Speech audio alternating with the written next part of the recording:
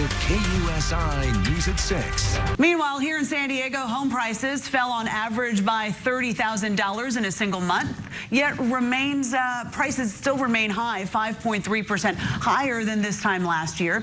Joining us live now to break down what's happening locally here in San Diego is real estate broker Mark Powell. Thank you for joining us this evening. Thank you, Juliette. Nice to be on. Yeah, absolutely. Well, we love having you here. So break it down for us. What is going on? What's the temperature here in San Diego when it comes to the real estate market, and what are you seeing? Okay, we're seeing a little bit of cooling off on the market, about 5%. You saw that the home prices are dropping. Yeah. However, we are still some of the highest priced homes in the nation.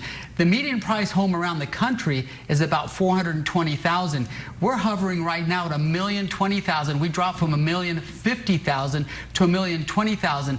But buyers are still having a hard time affording these homes. There's a lot of reasons why. Some is because of you mentioned the interest rates. Yes. Sellers don't want to lose their 2.5% or 3% interest rate, so they're holding off on putting their house on the market. And buyers are hoping that the interest rates come down. So when you have Jerome Powell say we're going to lower interest rates, like he just did, they're coming up, that may or may not happen, but buyers are going to ride the fence, and that keeps the properties on the market a little bit longer. What do we need to see here in San Diego to make housing more affordable? Okay, well, there's a few things. What we need to do is we need to first increase our housing supply. We're about 100,000 units short of what the state mandate is.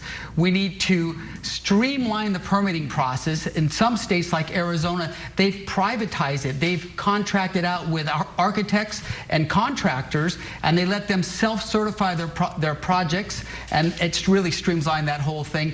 We need to make sure that we have different building models, like a prefabricated home. They build these frames off-site, they pour the foundation, and then they erect these homes up. There's no cutting the wood on site, so it really brings down the cost by about 20%.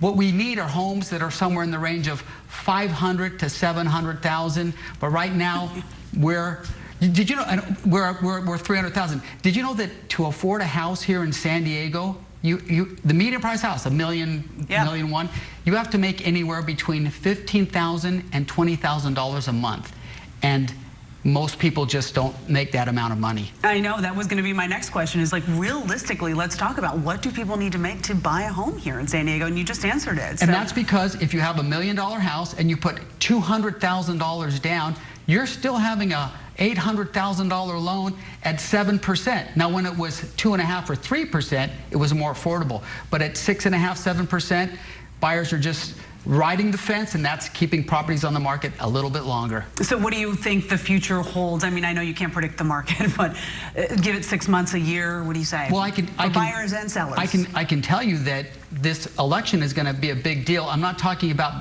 the presidential election, local. There are 11 sales tax measures on the ballot of all these different cities, and about 20-something property tax measures.